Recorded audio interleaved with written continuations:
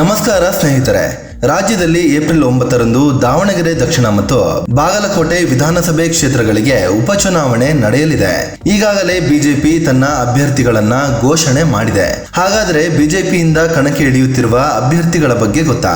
ಇವರ ಹಿನ್ನೆಲೆ ಏನು, ಸಮುದಾಯ ಯಾವುದು, ಎಲ್ಲವನ್ನ ಈ ವಿಡಿಯೋದಲ್ಲಿ ಡೀಟೇಲ್ ಆಗಿ ಹೇಳ್ತೀವಿ. ಅದಕ್ಕೂ ಮುನ್ನ ನೀವಿನ್ನೂ ನಮ್ಮ ಚಾನಲ್ಗೆ ಸಬ್ಸ್ಕ್ರೈಬ್ ಆಗಿಲ್ಲ ಅಂದ್ರೆ ಈಗಲೇ ಆಗಿ ನಮ್ಗೆ ಸಪೋರ್ಟ್ ಮಾಡಿ. ನಿಮ್ಮ ಬೆಂಬಲ ನಮ್ಗೆ ತುಂಬಾ ಮುಖ್ಯ.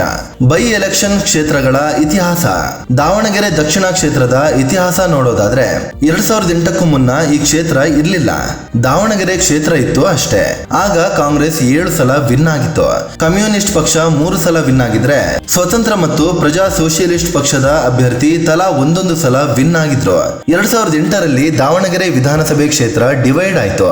ದಾವಣಗೆರೆ ದಕ್ಷಿಣ ಮತ್ತು ದಾವಣಗೆರೆ ಉತ್ತರ ಅನ್ನೋ ಕ್ಷೇತ್ರಗಳಾದ್ವು. ಅಲ್ಲಿಂದ ನಂತರ ದಾವಣಗೆರೆ ದಕ್ಷಿಣದಲ್ಲಿ ಕಾಂಗ್ರೆಸ್ ವಿನ್ ಆಗ್ತಾ ಬಂದಿದೆ. ಇನ್ನು ಬಾಗಲಕೋಟೆ ವಿಧಾನಸಭೆ ಕ್ಷೇತ್ರದ ಇತಿಹಾಸ ನೋಡೋದಾದ್ರೆ 1952ರಿಂದ ಈವರೆಗೆ ಇಲ್ಲಿ 18 ಬಾರಿ ಚುನಾವಣೆಗಳು ನಡೆದಿವೆ. ಅದರಲ್ಲಿ 9 ಸಲ ಕಾಂಗ್ರೆಸ್ ವಿನ್ ಆಗಿದೆ. ಬಿಜೆಪಿ 5 ಸಲ ವಿನ್ ಆಗಿದ್ರೆ ಜನತಾದಳ 2 ಸಲ ಗೆದ್ದಿದೆ. ಇನ್ನು ಜನತಾ ಪಕ್ಷ ಮತ್ತು ಪಕ್ಷೇತರರು ತಲಾ 1 ಸಲ ವಿನ್ ಆಗಿದ್ದಾರೆ. ದಾವಣಗೆರೆಯಲ್ಲಿ ಬಿಜೆಪಿಯಿಂದ ಎಸ್ಟಿ ಅಭ್ಯರ್ಥಿ. ದಾವಣಗೆರೆಯಲ್ಲಿ ಮುಸ್ಲಿಂ ಮತ್ತು ಲಿಂಗಾಯತ ಸಮುದಾಯದ ಮತಗಳು ಹೆಚ್ಚಾಗಿವೆ. ಆದರೂ ಬಿಜೆಪಿ ಎಸ್ಟಿ ಸಮುದಾಯದ ಶ್ರೀನಿವಾಸ್ ಟಿ ದಾಸ್ ಕರಿಯಪ್ಪಗೆ ಟಿಕೆಟ್ ಕೊಟ್ಟಿದೆ.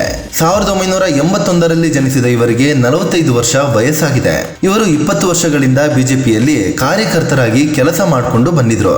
ಇವರ ತಂದೆ ಟಿ ದಾಸ್ ಕರಿಯಪ್ಪ, ತಾಯಿ Rangamma. Srinivas T Das Kariyappa information technology ವಿಷಯದಲ್ಲಿ ಡಿಗ್ರಿ ಪಡ್ಕೊಂಡಿದ್ದಾರೆ. ಓದು ಮುಗಿದ ಬಳಿಕ ಕೃಷಿ ಮತ್ತು ಉದ್ಯಮದಲ್ಲಿ ತೊಡಗಿಸಿಕೊಂಡ್ರು. ಇವರು ದಾವಣಗೆರೆ ಜಿಲ್ಲಾ ಬಿಜೆಪಿ ಉಪಾಧ್ಯಕ್ಷರಾಗಿ 5 ವರ್ಷ ಕೆಲಸ ಮಾಡಿದ್ರು. ಸದ್ಯ 3 ವರ್ಷಗಳಿಂದ ರಾಜ್ಯ ಬಿಜೆಪಿ ಎಸ್ಟಿ ಮೋರ್ಚಾದ ಉಪಾಧ್ಯಕ್ಷರಾಗಿ ಕೆಲಸ ಮಾಡ್ತಿದ್ದಾರೆ. ಸಂಧ್ಯಾ ಅನ್ನೋರನ್ನ ಮದುವೆ ಆಗಿದ್ದು ದಂಪತಿಗೆ ಸ್ಕಂದನ್ ದಾಸ್ ಮತ್ತು ಕೇಶವ್ ದಾಸ್ ಅನ್ನೋ 2 ಮಕ್ಕಳಿದ್ದಾರೆ. ಇನ್ನು ಶ್ರೀನಿವಾಸ್ಗೆ ರಾಜಕೀಯ ಹಿನ್ನೆಲೆ ಕೂಡ ಇದೆ. ಇವರ ತಂದೆ ಟಿ ದಾಸ್ ಕರಿಯಪ್ಪ ಜನತಾ ಪರಿವಾರದಲ್ಲಿ ಗುರುತಿಸಿಕೊಂಡಿದ್ರು. ದಾವಣಗೆರೆ ಹರಿಹರ ನಗರಾಭಿವೃದ್ಧಿ ಪ್ರಾಧಿಕಾರದ ಅಧ್ಯಕ್ಷರೂ ಆಗಿದ್ರು. ಇನ್ನು ಶ್ರೀನಿವಾಸ್ ಅಣ್ಣ ಗಣೇಶ್ ಕೂಡ ಈ ಹಿಂದೆ ಜೆಡಿಎಸ್ ನಿಂದ ದಾವಣಗೆರೆ ಉತ್ತರ ಕ್ಷೇತ್ರದಲ್ಲಿ ಸ್ಪರ್ಧಿಸಿದ್ರು. ದಾವಣಗೆರೆ ಜಾತಿ ಲೆಕ್ಕ ಹೇಗಿದೆ? ದಾವಣಗೆರೆ ದಕ್ಷಿಣದಲ್ಲಿ ಮುಸ್ಲಿಂ ಸಮುದಾಯದವರೇ ಹೆಚ್ಚಿನ ಸಂಖ್ಯೆಯಲ್ಲಿ ಇದ್ದಾರೆ. ಹೌದು, ಕ್ಷೇತ್ರದಲ್ಲಿ ಒಟ್ಟು 2,32,000 ಮತದಾರರಿದ್ದಾರೆ. ಅವರಲ್ಲಿ 1,14,000 ಪುರುಷರಿದ್ರೆ 1,18,000 ಮಹಿಳಾ ಮತದಾರರು ಇದ್ದಾರೆ. ಸಮುದಾಯ ವೈಸ್ ನೋಡೋದಾದ್ರೆ ಮುಸ್ಲಿಮರು ಅತಿ ಹೆಚ್ಚು, ಅಂದ್ರೆ 65ರಿಂದ 70,000 ಮತದಾರರಿದ್ದಾರೆ. ಅದೇ ರೀತಿ ಲಿಂಗಾಯತ ಮತದಾರರ ಸಂಖ್ಯೆ 40ರಿಂದ 50,000ದಷ್ಟಿದೆ.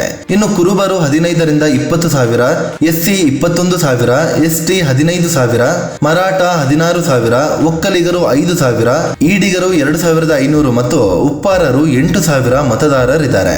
ಉಳಿದಂತೆ ಇತರೆ ಎಲ್ಲ ಸಮುದಾಯದ ಮತಗಳು ಸೇರಿ 20,000ಕ್ಕೂ ಹೆಚ್ಚು ಮತಗಳಿವೆ. ಬಾಗಲಕೋಟೆಯಲ್ಲಿ ಚರಂತಿ ಮಠ ಕಣಕ್ಕೆ. ಬಾಗಲಕೋಟೆಯಲ್ಲಿ ವೀರಣ್ಣ ಚರಂತಿ ಮಠ ಇವರಿಗೆ 3 ಸಲ ಬಿಜೆಪಿಯಿಂದ ಶಾಸಕರಾಗಿದ್ದಾರೆ. ಈ ಸಲವೂ ಬಿಜೆಪಿ ಇವರಿಗೆ ಟಿಕೆಟ್ ಕೊಟ್ಟು ಕಣಕ್ಕೆ ಇಳಿಸಿದೆ. 10ನೇ ಕ್ಲಾಸ್ ವರೆಗೆ ಓದಿರುವ ವೀರಣ್ಣ ಚರಂತಿ ಮಠಗೆ 61 ವರ್ಷ ವಯಸ್ಸಾಗಿದೆ. ಇವರತ್ರ 20 ಕೋಟಿ 86 ಲಕ್ಷ ರೂಪಾಯಿ ಮೌಲ್ಯದ ಆಸ್ತಿ ಇದೆ. ಅದೇ ರೀತಿ 66 ಲಕ್ಷ ರೂಪಾಯಿಯಷ್ಟು ಸಾಲವೂ ಇದೆ. ಇನ್ನು ಹತ್ತತ್ರ 3/4 ಕೆಜಿಯಷ್ಟು ಚಿನ್ನಾಭರಣ ಕೂಡ ಇವರ ಕುಟುಂಬದ ಬಳಿ ಇದೆ. ಇವರು ಲಿಂಗಾಯತ ಸಮುದಾಯಕ್ಕೆ ಸೇರಿದ ನಾಯಕರಾಗಿದ್ದು ಬಸವೇಶ್ವರ ವೀರಶೈವ ವಿದ್ಯಾವರ್ಧಕ ಸಂಘದ ಅಧ್ಯಕ್ಷರೂ ಆಗಿದ್ದಾರೆ. 2023ರ ವಿಧಾನಸಭೆ ಚುನಾವಣೆಯಲ್ಲಿ ಜಸ್ಟ್ 5,800 ಮತಗಳ ಅಂತರದಲ್ಲಿ HY ಮೇಟಿ ವಿರುದ್ಧ ಸೋಲು ಕಂಡಿದ್ರು. ಇನ್ನು ಇವರ ಸಹೋದರ ಮಲ್ಲಿಕಾರ್ಜುನ ಚರಂತಿ ಮಠ 2023ರಲ್ಲಿ ಬಂಡೆದ್ದು ಬಿಜೆಪಿ ಬಿಟ್ಟಿದ್ರು. ಪಕ್ಷೇತರವಾಗಿ ಸ್ಪರ್ಧೆ ಮಾಡಿ 22,000 ಮತ ಪಡೆದಿದ್ರು. ಈ ಸಲ ಮಲ್ಲಿಕಾರ್ಜುನ್ ಚರಂತಿ ಮಠ ಕಾಂಗ್ರೆಸ್ಗೆ ಬೆಂಬಲ ಘೋಷಿಸಿದ್ದಾರೆ. ಇದು ವೀರಣ್ಣ ಚರಂತಿ ಮಠಗೆ ಮೈನಸ್ ಆಗೋ ಸಾಧ್ಯತೆ ಇದೆ. ಬಾಗಲಕೋಟೆ ಜಾತಿ ಲೆಕ್ಕಾಚಾರ ಹೇಗಿದೆ?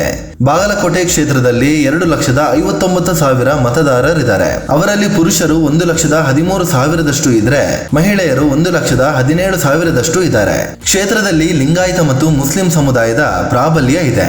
ಇನ್ನು ಯಾವ ಸಮುದಾಯದವರು ಎಷ್ಟಿದ್ದಾರೆ ಅಂತ ನೋಡೋದಾದ್ರೆ ಲಿಂಗಾಯತ 50,000, ಮುಸ್ಲಿಂ 40,000, ಕುರುಬರು 25,000, ಎಸ್ಸಿ ಎಸ್ಟಿ 40,000, ನೇಕಾರ 6,000, ಮರಾಠರು 4,000 ಮತ್ತು ಇತರೆ ಸಮುದಾಯದವರು 35,000ದಷ್ಟು ಇದ್ದಾರೆ. ಸ್ನೇಹಿತರೆ, ಇದು ಬೈ ಎಲೆಕ್ಷನ್ ನಲ್ಲಿ ಬಿಜೆಪಿ ಕಣಕ್ಕೆ ಇಳಿಸಿರುವ ಅಭ್ಯರ್ಥಿಗಳ ಬಗ್ಗೆ ಕ್ಷೇತ್ರದ ಕುರಿತು ಒಂದಷ್ಟು ಮಾಹಿತಿ ಕೊಡುವ ಪ್ರಯತ್ನ. ಈ ಬಗ್ಗೆ ನಿಮ್ಗೆ ಏನ್ ಅನ್ನಿಸ್ತು ಅಂತ ಕಾಮೆಂಟ್ ಮಾಡಿ ಹೇಳಿ. ಅದೇ ರೀತಿ ನೀವಿನ್ನೂ ನಮ್ಮ ಚಾನಲ್ಗೆ ಸಬ್ಸ್ಕ್ರೈಬ್ ಆಗಿಲ್ಲ ಅಂದ್ರೆ ಈಗಲೇ ಆಗಿ ನಮ್ಗೆ ಸಪೋರ್ಟ್ ಮಾಡಿ. ನಿಮ್ಮ ಬೆಂಬಲ ನಮ್ಗೆ ತುಂಬಾ ಮುಖ್ಯ. ಧನ್ಯವಾದ.